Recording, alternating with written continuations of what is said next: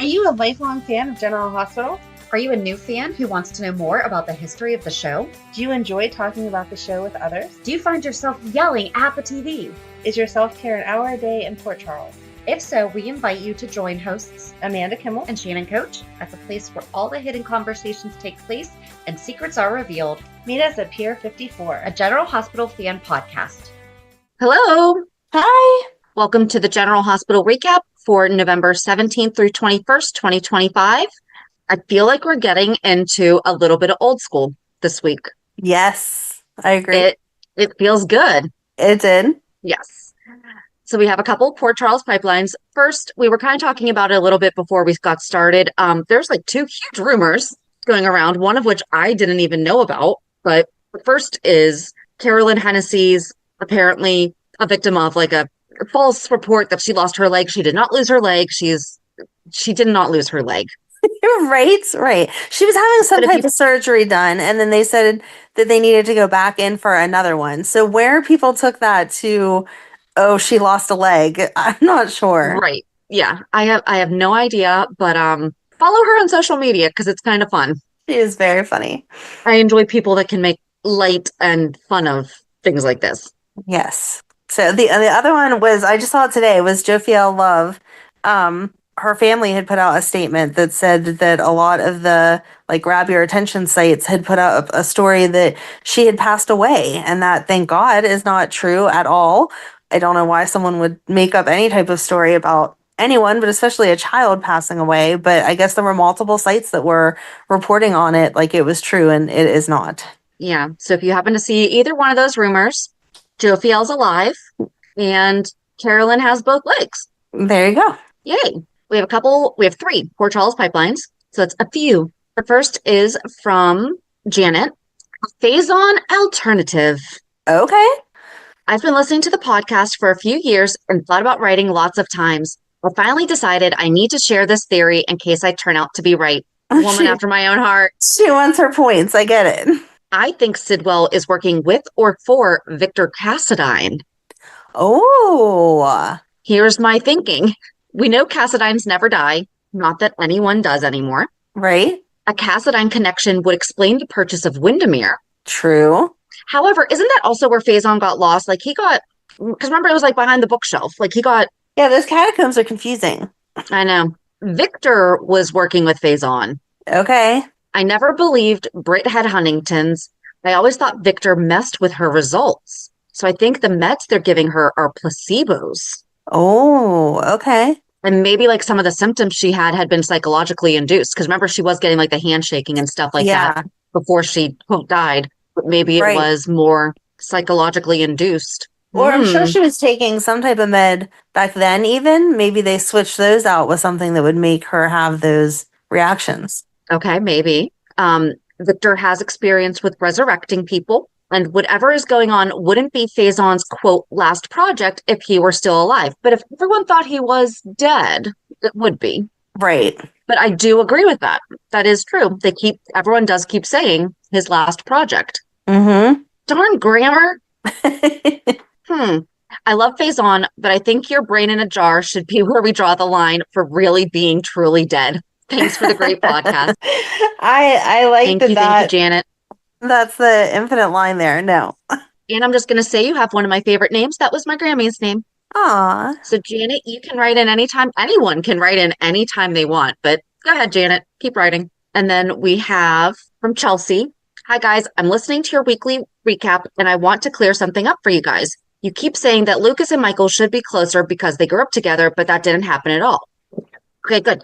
And this is the thing, because this is where we keep forgetting, were they? Because we keep saying it like they should be because they're close in the same age now, but then we never go back and actually look at when all this happens. Thank you, Chelsea, for remembering to do our homework for us that we keep forgetting to do. Lucas was aged up substantially when he was a teenager with Maxie, Lulu, Brook Lynn, and Georgie. Remember, that's when Maxie had to crush on him and like all that stuff, and that was kind of gross because they're cousins. Lucas was a teenager before Georgie was murdered, and Michael was still the small redheaded child at that time. And guess what? That's not what I was not watching then.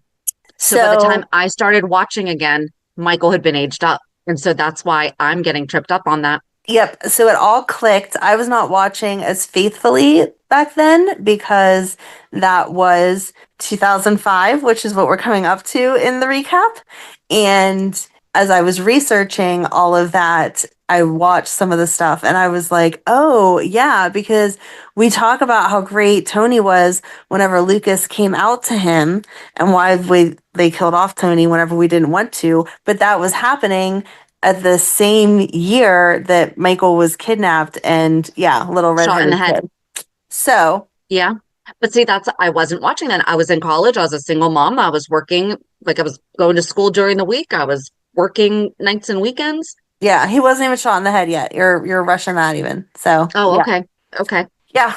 So But yeah, she's no, absolutely thank you. right. Thank you. Thank you for reminding us because I was 100% with you. And then as I started doing the research, I was like, oh, that makes sense. Yeah. Lucas Because you're went going back from to the actual time. I'm just thinking, right. no, they've been the same age for so long, and they have, but They they have. haven't. Right. They haven't. No, they have not. Mm-hmm. By the time Michael was an adult, I think Lucas was a doctor.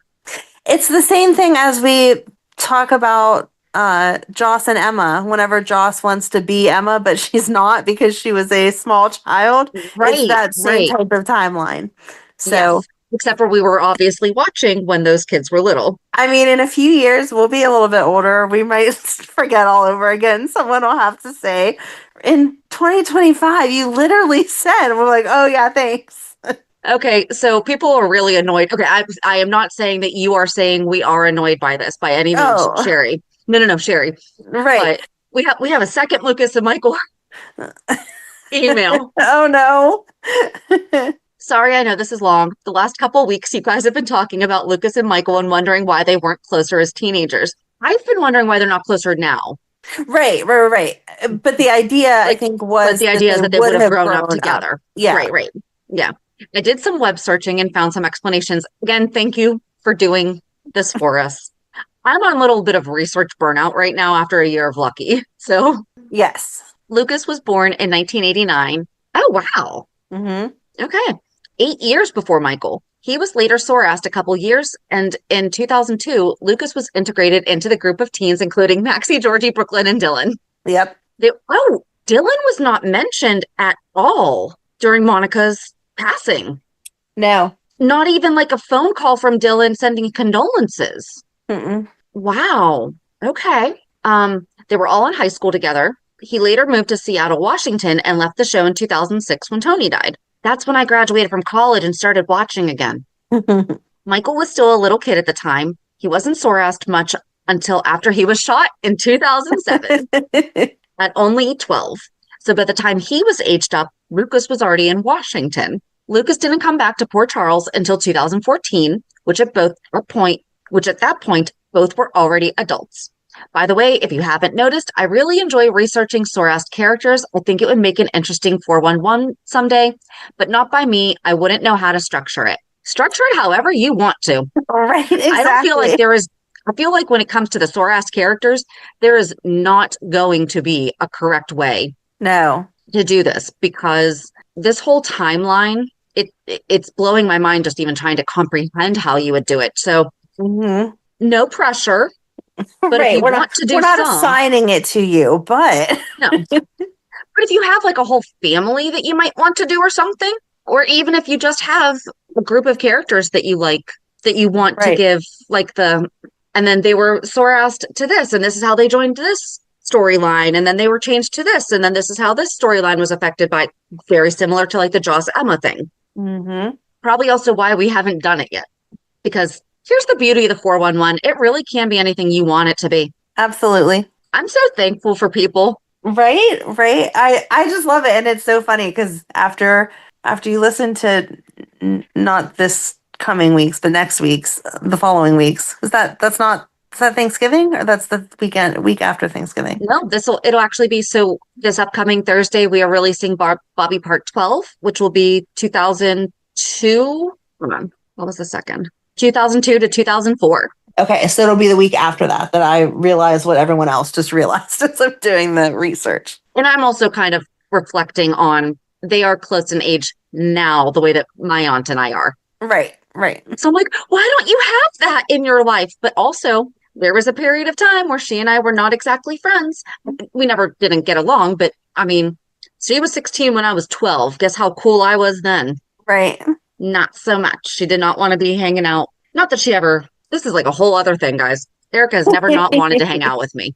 I'm just going to leave it at that. But when we went to go visit, she wasn't like, oh, sweet, Shannon and I are going to go hang out. Couldn't do anything. I was 12. Yeah. Okay. Yeah. And then I have something that's kind of news-ish, but it's also my reality check. So I'm not going to talk about it yet. All right. All right. You have anything else other than children are alive? No. Okay.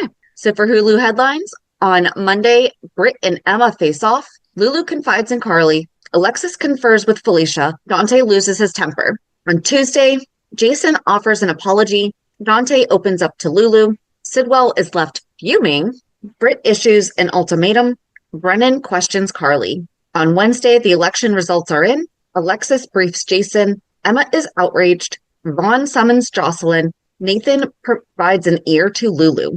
On Thursday, Laura makes a shocking discovery. Britt is shaken. Lucas and Marco dine with Ava. Michael introduces Jacinda to Sonny. Chase furthers his investigation. And then on Friday, Chase has news for Alexis. Marco makes a big decision. Gio confides in Sonny. And Jason grills Britt. Where are we going? Okay, so I know that Olivia is busy dealing with Ned, but I really need her to sit Dante down and rehash his childhood, his teenage years, because we've already heard, and we've talked about this the last time he went off on Gio. She sent him away to camp because she couldn't control him. While he was away at camp, he got someone pregnant. You are not this perfect child. Why are you being so awful whenever you should be trying to build a relationship with Gio? It does not take a rocket scientist to figure out that Gio never said to those kids, oh, go break into that office by yourselves when we're not even on campus anywhere close to help you. Like, if they would have walked in there and found a million caged animals, they couldn't have even handled it on their own at that point. So Gio obviously didn't tell them to go do that without any type of backup. And I'm just so tired of Dante screaming at him and making him feel like crap whenever he feels bad enough as it is. Yeah, I was really disappointed in Dante this week. And it didn't occur to me about his childhood thing until you started talking about it. Maybe what he did was so bad that he is worried that his bad genes got passed along. And so he's seeing this barely skimming the surface of even slightly being, I mean, Dio didn't do anything, but his perception is he's going down a wrong path, but I absolutely agree. Like, it was so...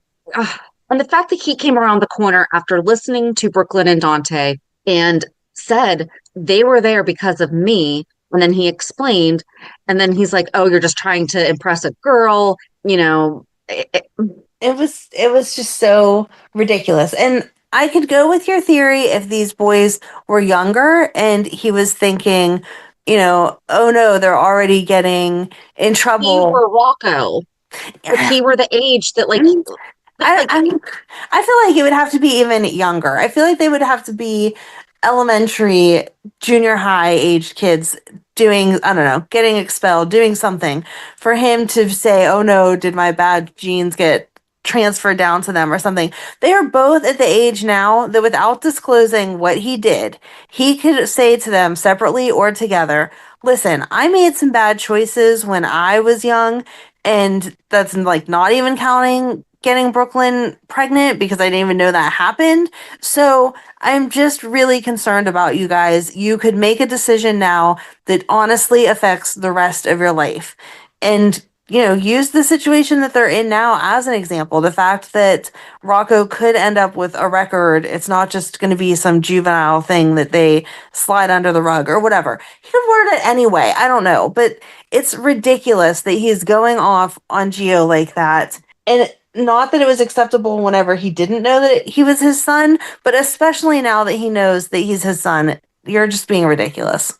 And he knows how much he cares about. And now we're going to start throwing in he's your brother. And when you're doing that, you're doing that to hurt him. Right. You are bringing in who he blood wise is to you, even though I think that Gio and Rocco have been doing a good job of forming a brotherly bond.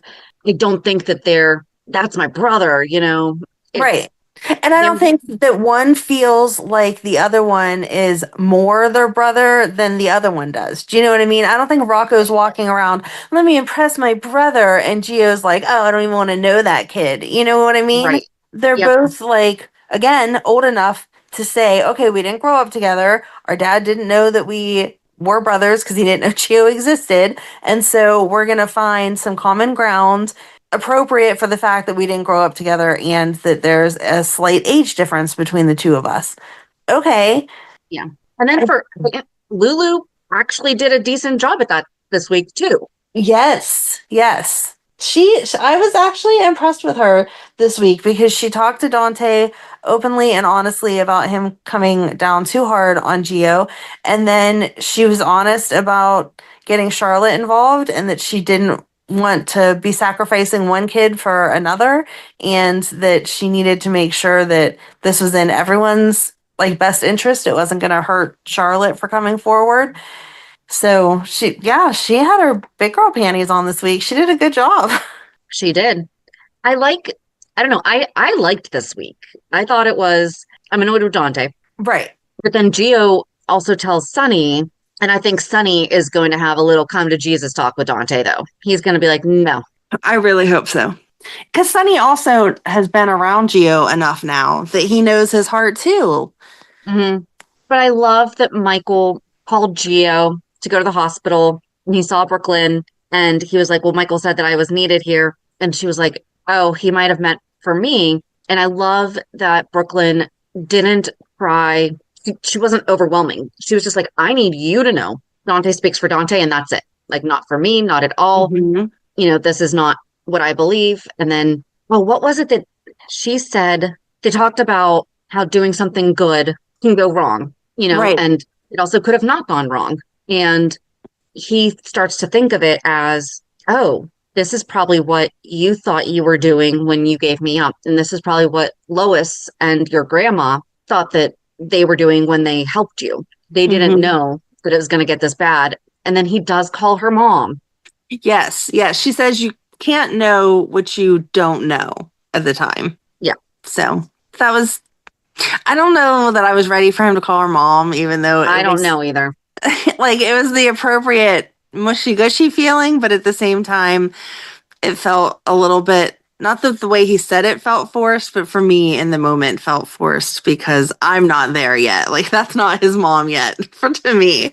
But I like if he had said that was some great motherly advice. Yes. Or you would have made a great mom. I don't know why you doubted yourself. You would have made a great mom or something that gave that, or you're going to make a great mom, knowing that they're trying for a baby adoption, whatever, something along those lines, I would have been okay with it. But him calling her mom, I wasn't ready for, but the rest of the scene I was there for. So I'll take it.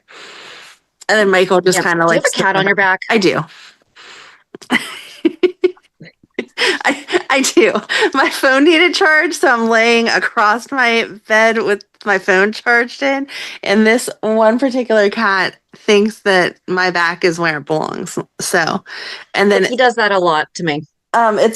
It's the mommy cat that had kittens a few months ago, and so she likes to lay in between my shoulder blades, and then one kitten likes to lay right on my butt, and the other kitten likes to lay behind my knees. And so Ryan will ask me to do something, and I'm like, I literally can't. Okay, I cannot get up. I'm sorry. I have 3 cats on me. I cannot move. That's funny. Sorry. Okay. So yes, I'm sorry if you see her peeking up every once in a while. That's what's going on. What were you saying about Michael? It was sweet. Michael was standing in the background watching their moment. Yes, I made a good call, letting him know that he was needed. Yes. So I feel bad for Michael this week, though, because darn Chase won't mind his own business. I'm really disappointed in what they're doing with him. I really am. Brook Lynn is at the hospital, upset that her dad just had a heart attack. And instead of being there comforting her, you're off chasing alibis for Willow or for... Yeah, and especially when she has expressed her concern about his involvement in this case. Right. And when It's not like she Alexis, was saying, listen, there's nothing you can do. I don't need you here. Go ahead and go free Willow. yeah. Free Willie. Free Willow. Cue Michael Jackson. Oh my God.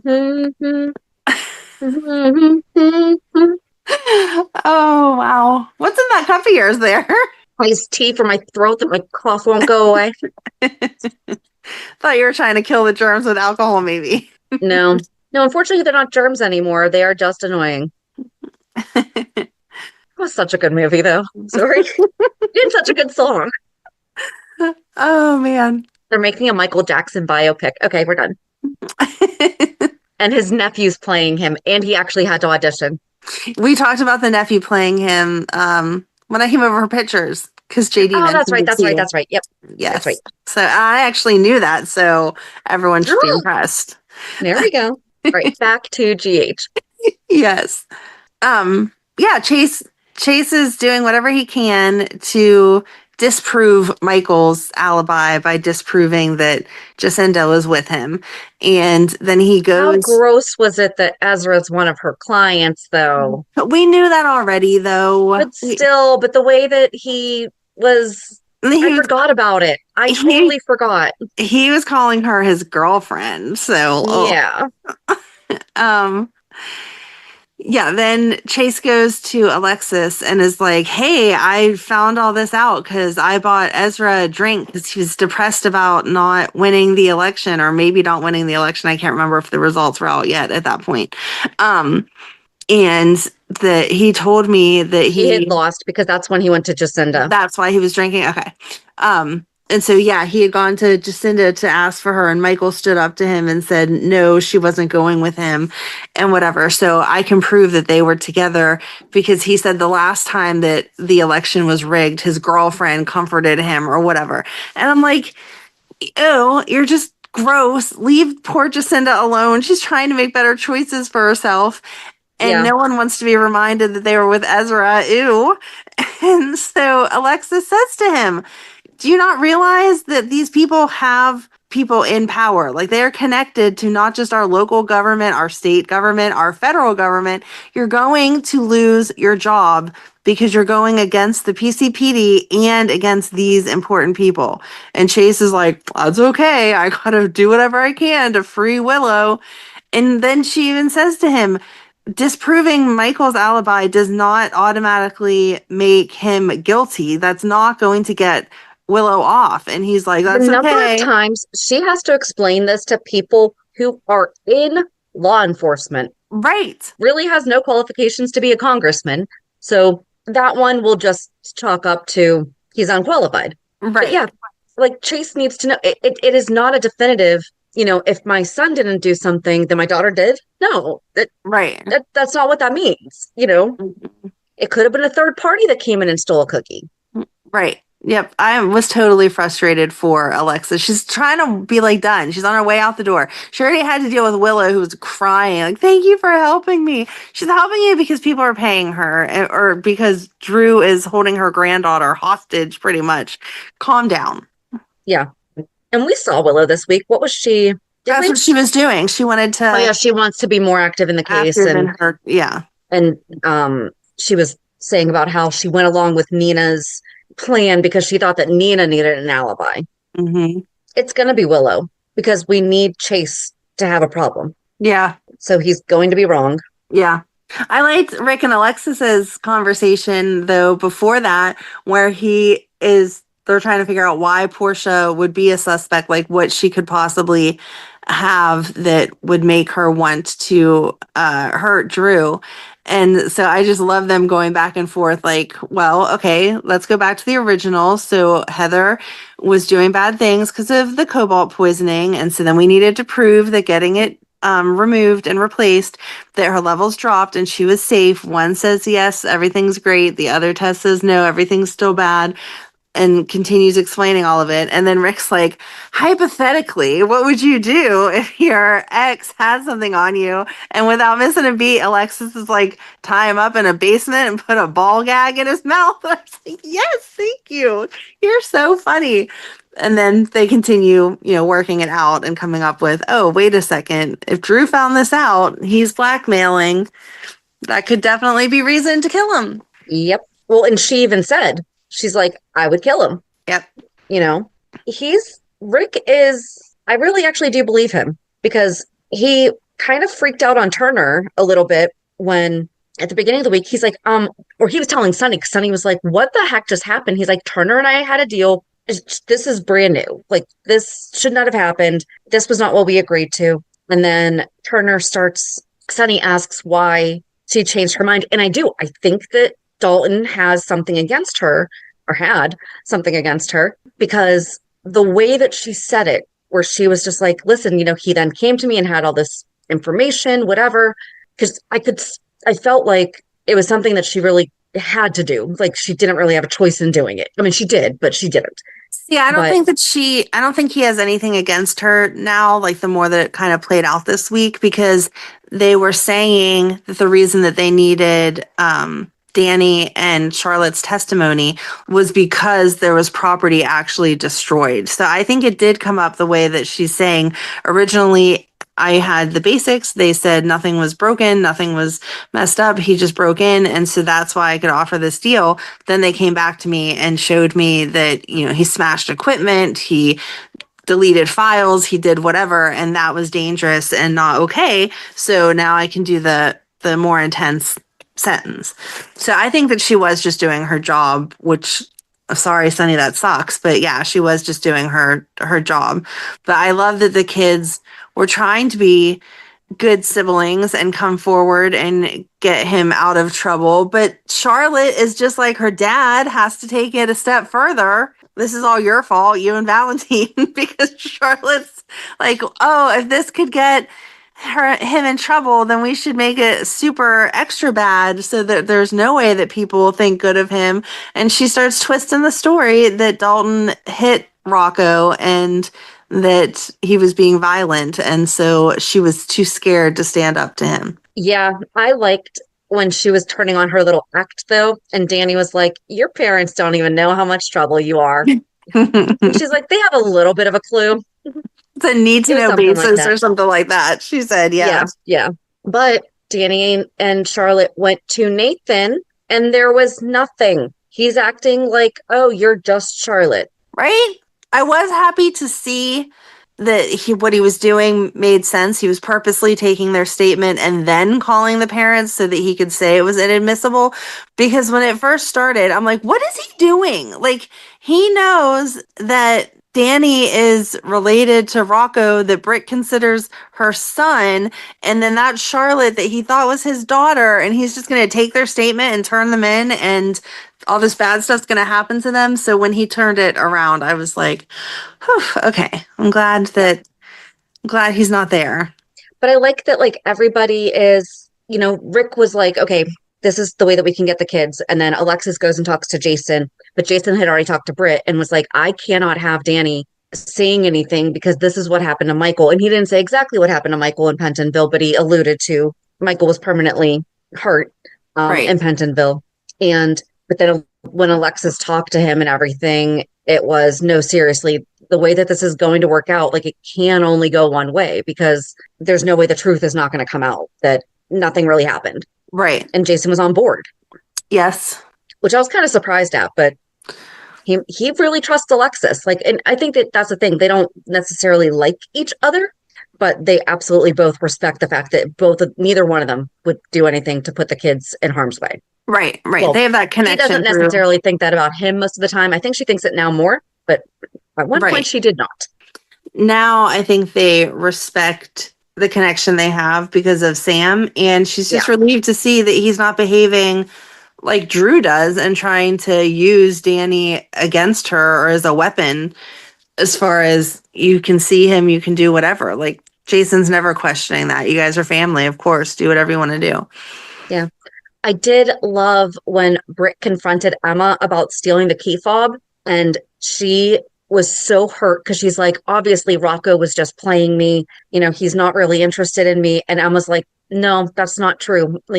I've had to tell him that you need to make your own decision. And Britt was like, you need to basically, like, you're an adult now. You need to be fighting you need to be having a fighting on your own turf, and don't bring kids into it. Even though they're teenagers, she is now technically an adult. She's in college.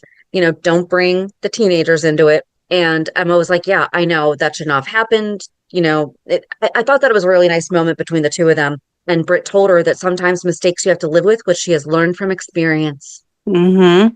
I mean, I understand what everyone's saying about not bringing the kids into it, but I also understand where Emma and Gio were thinking, like, we're not asking them to break into the lab. We're not asking them to do the illegal stuff.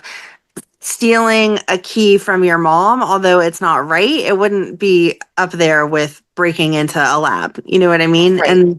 And that is how Britt is viewing Rocco, and Rocco was kind of on that same term of like, okay, we're just going to borrow it, get in, and then we'll give it back. Like, I don't think they were planning on keeping it or doing anything horrible with it. They just wanted to be able to get the proof. They're just trying to protect the poor animals, man. I know. So, I did love Emma at the bar. So we see Joss and Vaughn, and then we see Dalton come in, and Joss gets up and starts being, what killed me was she wasn't even being really that flirty with him. She was just being like typical to a man that is such a narcissist, where she's like, oh, I would never think you were doing anything wrong. Oh, I would never think that you were testing on something if it wasn't absolutely necessary. Oh, of course you were smart enough to have a lab somewhere else. Like, it wasn't a sexual thing. It was just telling him how wonderful he was. And that boosted his ego enough that he's just blabbing about how he has an extra lab far away where no one can hear anything. And that he used to have a lab back in California, but it got destroyed. And he's just going on and on, feeding her all this information. And then in comes Emma and Gio, and they see her, and Gio thinks like she must be caught and not want to be, and goes up and is like, hey, come have a drink with us, let's catch up, come on. And so she has already proposed to Dalton that they could get out of there, but then she goes he has over a new couch that she wants. Oh, right, he's like, it's was real like, I have a comfy. couch that I need to try out or something in my office. Ew. Yeah, he was definitely taking it there, but she was not promising anything. Oh, no. So she goes and talks to them and is like, listen, I don't need saving. Like, everything's fine. And then he comes over and starts getting loud with them. And I loved Emma just being like, no, I was part of this. I initiated everything because I know you're testing on animals. And I'm the one who had everything to do with California. And the look on his face, like, he had no idea. It just shows how stupid he really was. Well, he didn't know who she was, though, when she was in California. I mean, she didn't change her name. She was enrolled as a regular college student. Yeah, but I think it was a bigger school. I'm sure that it was, but I still feel like if he wanted to pay attention, he could have. He just didn't think it was necessary. He didn't think whoever it was would have followed him. Right. So, it was great, though. Mm-hmm. And then we do see that Vaughn and Joss are still hanging out, even though they were told not to by Brennan. Oh, well, Emma asked Joss, was the WSB watching Dalton this whole time? Yeah. And then she feels bad. That was a nice moment too. Yep. Then she feels bad because she's like, oh, I did this for nothing, because if the FBI because the WSB was already watching him, then they knew he was doing something wrong, so I didn't need to interfere. And then Joss reassured her and was like, no, actually, he just told me that he does have another lab where he is testing on animals. So you were 100% right to be concerned. And that's not what the WSB is looking into. So right, you were right on that account. But she was almost busted. Yeah. That would not have been good. It would not. She's like, yeah, but he lied to me too. I had no idea. And then Dalton went to Wyndemere as Britt was there talking to Sidwell about, like we talked about last week, getting everyone to back off of Rocco. This has nothing to do with him. And then Pascal comes in. Oh, no, sorry. Dalton came in first, and she's complaining about how he is such a liability, how he's just ruined their whole now they're going to draw attention to the lab and, they're going to have to rethink things and how they're going to hide stuff and blah, blah, blah, blah, blah. And she's talking about how he's a liability and she could be doing his job. Like he's unloyal, how he's willing to cut either one of them out. And we just see Sidwell walking around and he just goes over and he just turns around and he's like, I agree. Boom. Yep. I wish that I had been recording myself because I did not see that coming. Yeah, I felt bad for Britt in that moment because she was just like, what are you doing? And he was like, I mean, you said he was a liability. We should cut him out. And she was like, that's not what I meant. Yeah. Well, Sidwell was kind of cracking me up this week because it was earlier that Marco had been telling Sidwell, oh, that's where it started, was Marco was telling Sidwell about how things were worse and about what a problem Dalton was creating. And he said that he told Sidwell that he needs to contact the guy that he's working for. And then Britt came to visit. And then they talked about, because he was like, I'm the one who's keeping you alive. He's like, you wouldn't have your medication without me. And you think Jason's going to save you. But he's like having these so animated conversations. It was like Jason was there. He's like the arms around, like, do you think Jason's going to save you? It's like he had a little bit more of a personality this week. And I kind of liked it. He did. But he was like, Jason can't save you. And do you really think he's going to sit by your bed while you fade away? And then that's when Dalton came in and all that stuff happened. Yep. And so then Pascal came in and Sidwell's like, oh yeah, he's my butler. And Britt is like, he strapped a bomb to my ankle. What are you doing having him here? And Sidwell says, well, you need to be reminded, like, this is what happens when you prove to be more trouble than you're worth. Mm-hmm.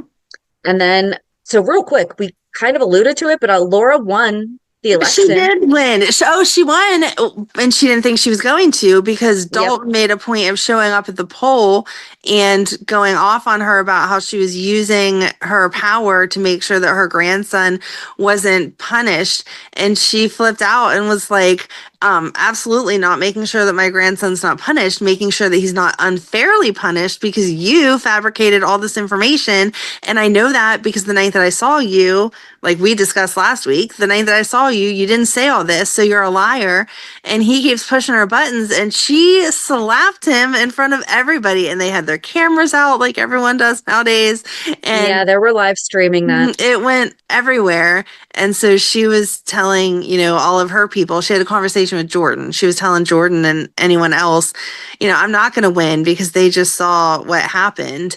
And Jordan was like, you don't know what's going to happen. It's okay. And then Sonny came to her. Was it Sonny that came and was like, have you read their comments?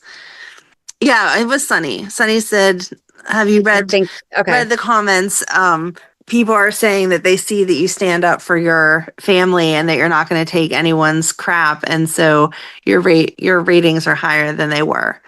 Yeah. And then Drew came first. Mm-hmm. And then that's when they found out that she won. Yes. And I couldn't figure out Jordan's look at Drew when she was hugging Laura and she looked at Drew and she said, yep, 4 more years, because we know that she's kind of working with the Drew and Sidwell thing with Laura against them. But like the look that she gave him was like, can you seriously believe this?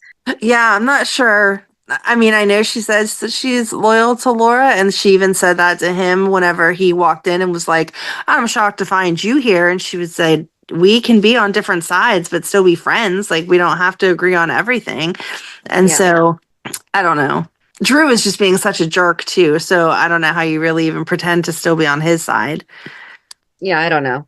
But then Ezra came in and was like, I'm not going down without a fight. This was rigged, all this stuff. And then that's when he goes down to the Metro Court and sees, Wiley had drawn. So Jacinda was there with Michael. Mm-hmm. And they were actually talking about their relationship because Wiley drew her a picture of a spider. Yes.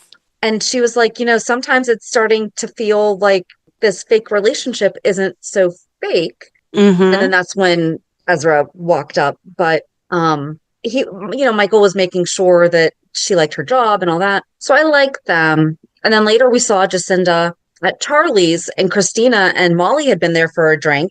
Yes. And Kristina sees Jacinda walk in. She's like, oh, there's Jacinda. I'm going to go say hi. Because Cody had come in the meantime. And then Molly and Cody talked and Then they danced because now she's researching country music. Mm-hmm. They're so cute. They are. And I love that Kristina was saying, those two are idiots over each other and they can't even tell, or something like that. It was, but we also found out that Charlie's will not be reopening. There was too much structural damage. I know. That made me sad. Yeah. Now she has to figure out something else. Oh, I think that we left out, sorry. Go ahead. We left out how much Sonny is supporting Rick also. Yes. He really is giving him another chance. So that's good. Yep. I was going to say at the Metro Court, whenever Michael was with Jacinda, that was whenever Ava was having dinner with Marco. Yes. And they were talking about Lucas, and she threatened him. She was like, "You better never hurt him." And then Lucas comes in and they just have a wonderful dinner, and she ends up paying for them. And they're like, "You don't have to do that." And she's like, "I just want to be supportive, but we're still going to have our movie nights, right? And we're still going to do this and all of that stuff." So they were really sweet. But then at the same time, Sonny and Carly were talking after Carly had just been upstairs, with Brennan.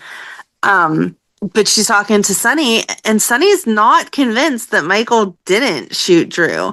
And she keeps saying to him, like, "What do you mean? You have to believe our son." And he's like, "Michael can be angry and upset whenever things don't go his way. And I'm not sure exactly what did or didn't happen." So that was interesting. Yeah.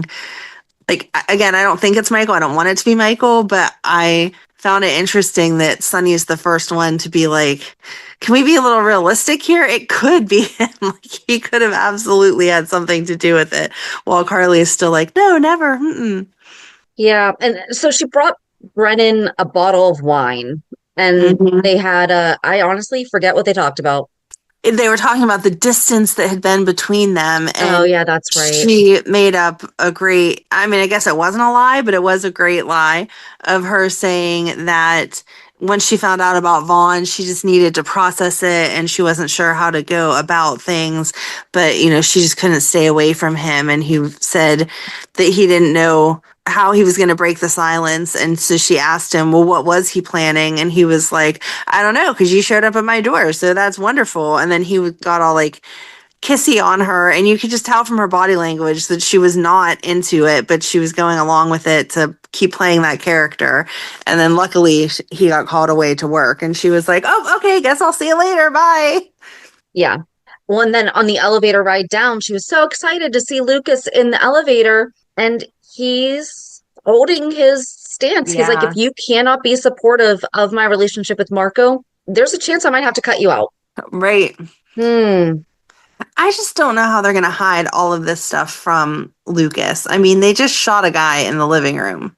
I mean, I know they have a good cleanup staff, but still, I would think that Lucas would hear some stuff being talked about. And Marco doesn't know anything right now that we know for sure, but I don't see how he's not going to end up knowing about this. Because then the next thing that happens is we see Laura. I loved that we finally got to see Laura calling Kevin. We keep talking about, do they not know that cell phones work and FaceTime and all that stuff? And so she's leaving Kevin a message saying how much she misses him, and she just wanted to tell him that she had won and to call her back whenever he can, but she loves him and she can't wait to see him whenever he comes home and stuff. And then she gets a flat tire and she pulls over. And that was where I wish that someone would have been recording me, because I was not ready for it. Nope. And she gets out of her car. I thought she was going to be attacked. Like, that's straight up what I thought was going to happen. Yes, that is exactly what I thought. So then she pops open the trunk to look for her tire and her jack. And she's like, what is all this crap in here? And then she pulls back the blanket and there is Dalton's dead body. And she just screams and backs away and screams. And I like screamed with her. And then later it goes back to her and she reaches in to check his pulse, and I legitimately screamed at my TV, why are you touching him? He is 100% dead. You can tell that. Stop transferring your DNA, and ew. And then she did fingerprints, and he's blue. Right. That is not just the moonlight. so obviously dead. He was so obviously dead.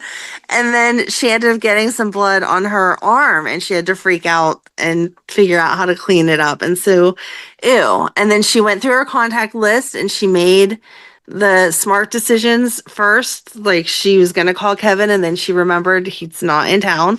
She tried Alexis and it went to voicemail. And then she ended up calling Sonny and freaking out, saying that she needed help. And she got in her car and waited. And then Nathan comes up out of nowhere and she screams whenever she saw Nathan. And he's like, I can change your tire. That's no big deal. Here, just pop your trunk and I'll get it done for you in just a jiffy. And luckily at that moment, Sonny pulls up and is like, that's okay. I got it. She called me. I said I'd come and help. It's fine. And then Nathan still tries to stay around and help. And then he gets a phone call that he's needed elsewhere. So he leaves and Sonny goes ahead and asks what's going on and takes a look in the trunk. I don't know why he needed to look in the trunk too. Like if I called you and told you there's a dead body in my trunk, would you need to come check it out or would you just trust there was a dead body? He didn't know that he was in there. He didn't because he didn't know that she didn't say what was wrong. She said, I have a problem. And then he showed up. But he asked her again. She didn't get a chance. Oh, yeah, that's right. Okay. I thought you meant whenever Nathan was still there. I'm like, he had no idea because I'm just like, nope, don't do it. Don't do it. No, he had no idea.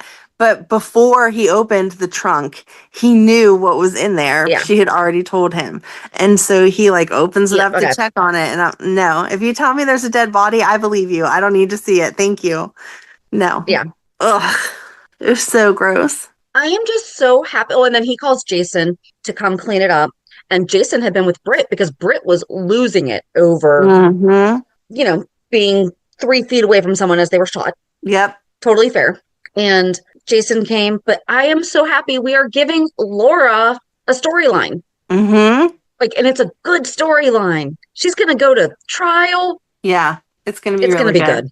As long as it has the opportunity to be really good. Right. As long as they take it the right direction. If they end up throwing her in another catatonic state or something, I'm going to be so angry. No. So, Jason and Britt, I felt bad for Britt. I did, because she was trying to open up to him and she said, I just need proof that you're going to be here. And earlier in the week, whenever she was asking him for help about Rocco, she said to him, I just need you to do one thing. And he replied back and was like, but I can't do that. I heard that. Is that Meatloaf, that song? I'd do anything for love, but I won't do that. I was like, that's all that was playing in my head. It's no, sorry. He can't do that. And so then again, she ends up saying to him, this is what I need from you. Can you do this? And before he even gets to answer, Sonny calls and she opens up the door and is like, nope, I know my answer. You can leave, whatever. Yeah. So poor Britt. It is really sad. I'm ready to see Jason with somebody. So it makes me sad because I think they would be good together. They were being good together before. I agree. So, man, did we lose anything? Oh, Trina. Trina wanted to turn themselves in. And yeah. This isn't even worth she talking cried to Kai about how she ruined her parents' marriage. And then she went off on Jordan about going after a married man, even though, your married mom had an affair with your dad when she was married. Mm-hmm. That's why you're here. Right. And then, Portia had a doctor's appointment and she had the ultrasound picture. And she's acting like it's ridiculous that she's being considered an older pregnancy when over 35. Right? Isn't it 30? It's early 30s is an older pregnancy. Yep. You're 50. Yep. No kidding. Yep. Tell us how you really feel about this pregnancy, Shannon. Come on. She's not in college. She's not, Yeah. If she were 40, I feel like she could be saying, can you seriously believe that they think this is an older pregnancy? Something like that. If she was 35, you'd be like, really? This is considered an older pregnancy? At 35, it stings. I remember I was 32 when I had Madeline, and somebody said something about like joking, "Oh, you're getting close to geriatric pregnancy," and I was like, "Shut up! Okay, I'm 32. Don't say that." So Listen, when we start saying you're over the hill, that's when you start getting gravestones and stuff on your birthday cards. So yes, if you're having a baby after that, we need to not be surprised or considered older. right, exactly. No one's telling you that you can't do it. No one's telling you that you're wrong. Just people are gonna be like, "Oh, maybe run a couple extra tests. Make sure you're not forgetting those prenatals." Right. Oh man. Yeah. Oh, and then she let him take the sonogram, and I was so hoping that he was going to read the dates and have him actually figure out math. But the math should be him. But I think that maybe he'll show Stella, and Stella will look at it and say, Curtis, when did you guys separate? But the math should still work. Listen, the math according to real life, yes. Soap math says no. How come Michael and Lucas aren't friends again? Oh yeah, soap math. Soap math. Yeah, we're gonna stop calling it SORAS. We're just gonna start calling it soap math. But seriously, you know this would not even be a storyline if it wasn't a whose baby is it? So I know. It just frustrates me. Do they me. still put? Wait a second. Do they still put dates and stuff like that on it? Do they still put like expected age of the baby on it? I think so. Back in my day, they had how many weeks you were, right? Yeah, how many weeks? Like, because it was by the measurements. Like, it would say X amount of weeks, X amount of days. Bones are, and like here's how. Yeah, right. So the circumference of the head. Yeah, now you guys got all that 3D stuff. Who knows? Yeah, the baby's come out talking. Right. I'm not sure what exactly. It's been a while since I had my last baby, and I don't have any grand ones yet, so I'm not sure. Alrighty. Yeah, I think that's it. I think so. It was a good week. I agree with you. We were back to that 90s feel. On Thursday, when it ended with Laura looking in the trunk, I was bummed that it was over because I was like, Me no, too. It's fun. I need to see what happens next. Yep. Well, I watched that this morning, so I didn't even watch it last night. I watched it this morning, and then, we'll get into reality check. Reality check. We went and saw Wicked today because it came out today.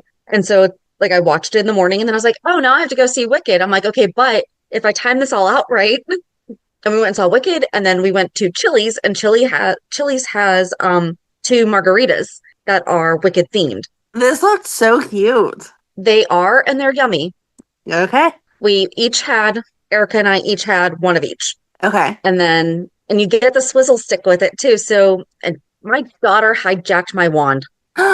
Oh, you should have known that was happening. You should have asked for an extra wand. Yeah. Then I was like, all right, fine.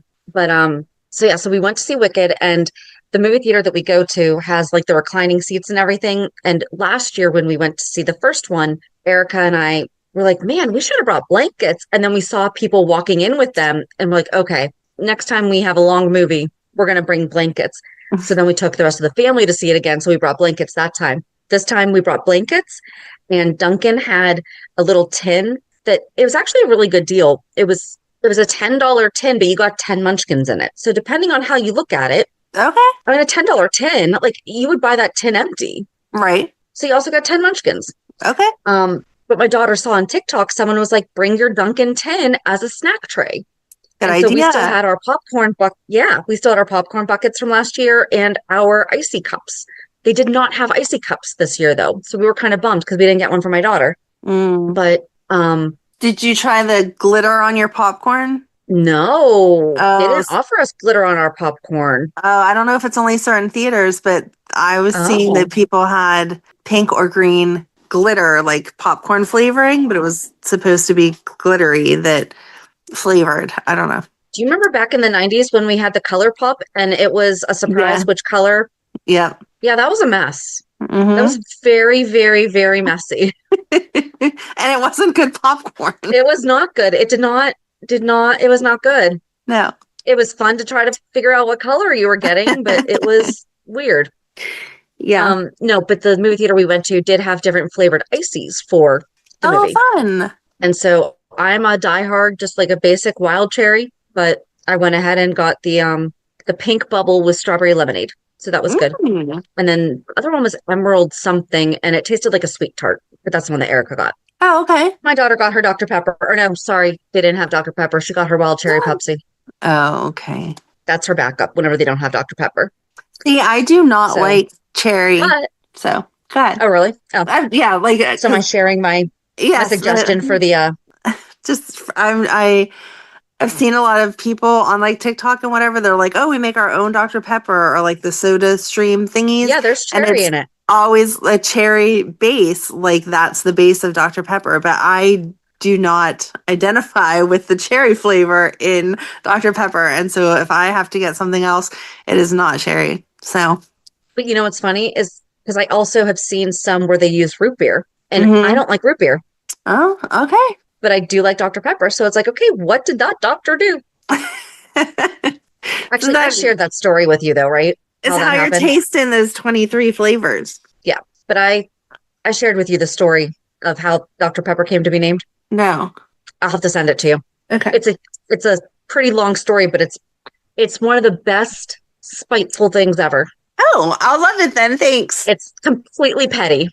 But in Wicked is our little Scarlet Spears, Donna, as young Glinda. And I'm not going to give anything away, though, because, I mean, it just came out today. So, but she does a good job. She's in it for just a few minutes, but she's so cute. I love seeing the interviews of her and just how much she seems to adore all of her castmates. She's so cute. Yeah. Well, and that's the thing that was not cracking me up, but she's not in any scenes with them. Oh. So typically, like, and we've met like the GH cast and they're like, yeah, I've never had a scene with them, so I don't even know them. Yeah. And so like I kind of have that in my mind, and especially when it comes to kids. Right. Because she's in a flashback. They're in when they're talking about Glinda growing up. Or at the time Galinda growing up. Yeah, like they're not in. That's not giving anything away. I don't think that's giving anything away. No, that's not giving anything away. It doesn't take a rocket scientist to figure out that she would have to be playing them when they were kids, which would be a flashback. So right. Like there's one scene that kind of, but at the same time you're like, no, that's not really there. Okay. But whatever. But no, it was cute. She was cute. So yay. Yeah.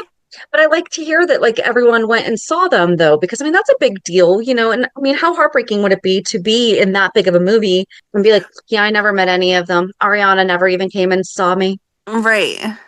You know, meanwhile, I mean, Ariana of all of them probably because she met Kristin Chenoweth when she was like 12 backstage at Wicked and was like, I'm gonna do this when I grow up.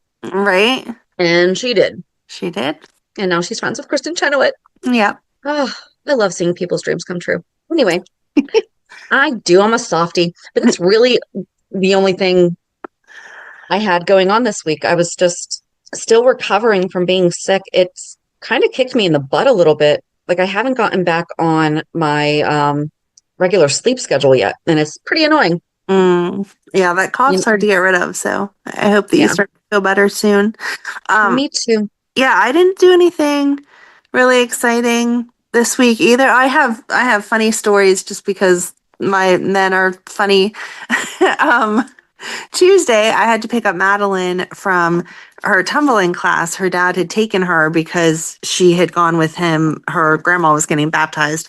So after that, she was getting dropped off for her tumbling class. So I just had to pick her up. Well, I remembered that I had meant to go to one of our local grocery stores because they had Dr. Pepper on sale. And that is my drink of choice. And the sale was ending. So I said to Ryan, like, I'm not going to have time because I have to get Madeline, whatever. I'm bummed out. I can't believe I forgot, just being mad at myself. So he was very kind and was like, I will go to the store and I will get you your Dr. Pepper. You go get Madeline. No big deal. So he calls me from the store and he's like, they don't have any more Dr. Pepper. And I said, well, can you ask them if they have any in back? And if they don't, can you ask them for a rain check? Because that's a really good deal. And he had no idea that they still did rain checks for anything. And he got like kind of snippy with me and was like, I don't know that they're going to do that. And I was like, okay. And I totally got snippy with him back and was like, fine, whatever. Like you drove all the way there. You're not going to ask for a rain check. That was the whole point, was to get the good deal, but whatever. And he's like, are you just messing with me and trying to make me look stupid? And I was like, no, I want you to go ask for a rain check to get the good deal. So I hung up with him, totally annoyed, picked up Madeline, got home or whatever. I come home. He was like a 5-year-old with this piece of paper. I got my first rain check. You weren't messing with me. And I was like, I know I wasn't messing with you. I didn't know they still did that either, though. Oh my gosh. Okay, it's not every store, and just like I have to clarify to my kids, if it's something like we're coming up on Black Friday, do not be telling people. No, I they said don't. you're getting rain checks because you're not. But yes, most of the like CVS, Walgreens, those kinds of places will still give you a rain check for normal sales, and your local grocery stores. Again, most of them, it's whatever they decide, but most of them will too. So, and it was like the old school, just piece of paper. And whenever we went to do it today, because they got their truck in today, whenever we went to do it, it was like some 17-year-old boy. And he's like, I've never did a rain check before. I have to call a manager over. And we were like, that's fine. So, but it was just so funny because Ryan thought I was messing with him and I wasn't. And I would have too, though, because I thought because I used to do couponing, and now before it became like a big thing, and then those big things ruined it for everybody. So I thought that rain checks kind of went the wayside like that because people were using couponing and then getting the rain check, and then no, I'm sure that has contributed to some stores not doing it, but I don't do it for many things just because most stuff it's like whatever. It'll be on sale again tomorrow or whatever. But everyone knows that I'm insane for my Dr. Pepper, and prices of all groceries are getting outrageous. So yeah, I wanted to save my $12 on my Dr. Pepper and get it at the sale price. I don't blame you. So he got the rain check. And then the same night, we've talked about it on here before that I enjoy going to the casino. Well, my son Matt does not do any type of gambling where he could actually lose his own money. He is ridiculously smart with money. And so he texts me out of the blue and is like, if you're on a slot machine, do you have to hit cash out, or does the money just automatically like load onto your card? And I replied back to him and I'm like, do you mean online? Like if you just quit a game and stop, what happens? And he's like, no, in real life. And I'm like, yeah, in real life, you absolutely have to hit the cash out button. It doesn't just go on your player card. And he replied back a few minutes later and was like, LOL, we went back to the machine and cashed out. So apparently they had parked, him and his girlfriend had parked at the local casino for a show that was going on downtown. And so they had some promotional credits that they could play. So they played those and they won like $100 total between the two of them. But when they went to leave the machine, they just assumed that it loaded onto your player's card and they walked away from the machine.